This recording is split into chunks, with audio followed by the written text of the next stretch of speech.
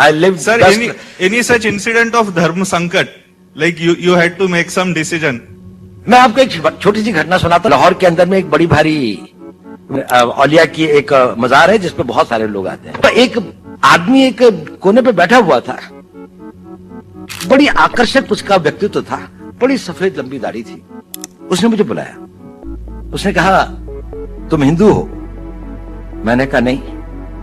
कहता मेरे साथ आओ। मैं उसके साथ चला गया। वो मुझे 2-4 गलियां ले जाके छोटे से कमरे में ले गया। उसने दरवाजा बंद कर दिया।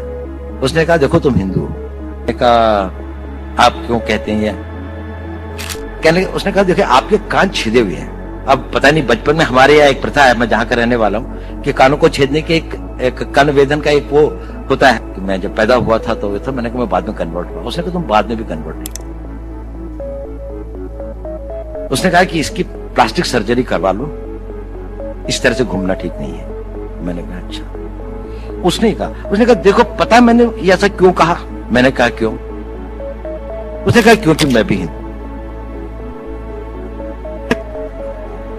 और उसने कहा कि देखो मेरा सारा परिवार इन लोगों ने मार दिया था, मैं यहां पर किसी तरह से अपने दिन काट रहा हूं। मुझको बहुत खुशी होती है जब आप लोगों को देखता हूं, लेकिन मैंने भी अपना बेस बदला हुआ है। लेकिन देखो इस कमरे के अंदर, और फिर उसने एक अलमारी खोली, उसके अंदर में एक शिव जी की और एक दुर्गा की एक वो रखी थी। उसने कहा देखो मैं इनकी पूजा करता हूं, लेकिन बाहर जाकर मस्जिद के अंदर में सब लोग मेरे को यहाँ का एक रिस्पेक्टेड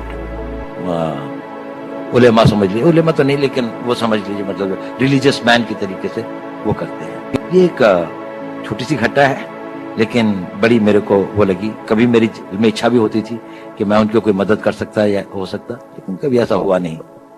लेकिन वो ऐसा चलिए